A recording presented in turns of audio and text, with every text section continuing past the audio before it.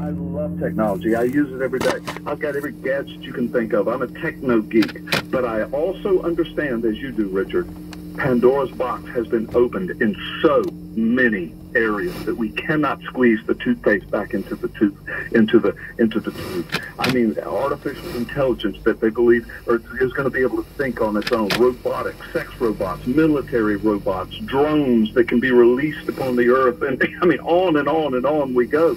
And so the Hadron Collider, they literally, these physicists are saying, look, we now know. Now we get it. We get it. We don't understand the depth of it. We don't understand all the mechanics. But we can 99.9% prove that there are other dimensions of physical reality that could be penetrated if we could just find the doors. I think there are demonic presence and powers behind this. I think a lot of people look at Revelation chapter 8, where it speaks, or chapter 9, where it speaks of the chasm being opened in the last days, and all kinds of horrific things coming out of the chasm, out of the abyss. The keys are given to this angel, and that word angel can mean fallen or from the throne of God. In the abyss is opened. Something is opened in the last days. A dimension is opened in the last days, and all manner of horrific things come out of it. A demonic presence and outpouring comes over the earth. That's what the Word of God says. And think about when that was written, Richard, 2,000 years ago. A man that they were still riding cattle and wagons and walking everywhere they went and riding horses. I mean, yet he was describing an interdimensional encroachment. He was describing a portal being open to another dimension, and that whatever's in it is poured out on the earth, and it is described as being demonic. It is described as being at the hand and the power of Satan. So whether or not you realize it or not, I think you hit upon something very, very big, and that is, and I write about this in the book, that yes, that this is what Satan is up to. He's using technology against us. He's been around since the beginning. He knows. Do you think that we are inventing anything that Satan is scratching his head and saying, wow, I didn't know that? Of course not. Of course not. All right, let's jump into the fray here if we can, and let's go to the wild card line. Joseph is in St. Louis tonight this morning. Joseph, welcome to Coast AM. How you doing, guys? Hey, doing great, Joseph. Okay, I wanted to ask a question, what you make of aliens and flying saucers and the whole thing, and I've asked everyone from local pastors to literally ecumenical scholars this question about that, and the best answer I've ever gotten, or the answer I get most often is it's all satanic. It all comes from Satan.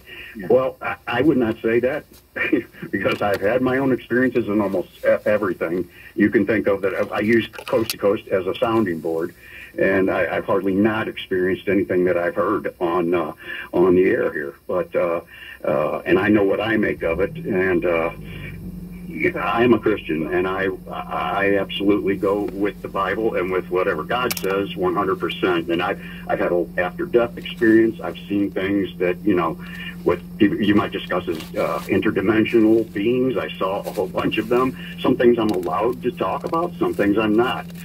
Some things I could describe if I could describe them, and other things I could not. But anyway, all right, let's get Carl here to weigh in on aliens and UFOs. Yeah.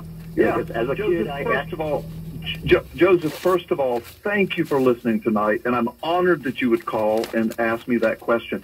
I speak to this a lot on television, radio. I write to it a lot in my books. There's some of this in a couple of books I've written before this one, but I've got another one coming out in the beginning of 2020 where I spend 6 or 7 chapters of the latest information, scientific, biblical research, etc. And my bottom line quick answer, because we could do a whole show on this, Joseph, but my bottom line quick answer to you is this. When it comes down to manifestations of people being taken by these beings, or meeting, speaking, talking, or coming face to face with beings, having experiences with them. Not only do I believe that is demonically driven, but the Word of God certainly gives us a lot of good biblical hints that this might be part of the manifestation of the last days. And again, in my new book coming out, I write 6 or 7 chapters proving that. But even more importantly, at the human level, just speaking to your intelligence and your reading and research, I'm sure you know this, but many of the most prominent ufologists, and I know Richard Sterrett has talked about this a lot as well, even many of the most prominent ones are now, and these guys are not necessarily people of faith, Joseph, but they are now saying, after decades and decades and decades of studying this phenomenon, they are now convinced that these beings are interdimensional and that they are put on artists, that's their words, that they are illusionists, that's their words, they are deceivers, that's their words, and that they are more akin, quote, more akin to what the Bible describes as demonic than they are actual planetary visitors from other planets. And those are some of the most prominent ufologists on the planet, those that are doing History Channel and Science Channel shows and documentaries, and people that have been studying it for years, some of them with PhDs. So, but regardless of what they think, knowing what I know of God's Word, knowing what I know of how Satan operates, and the Bible saying in the last days Satan's going to bring wonders and signs from the skies that are being worked in accordance with his power, I think a lot of this, if not all of it, is absolutely demonically driven. Thank you, Joseph, for asking me. Thank you, Joseph. Yeah.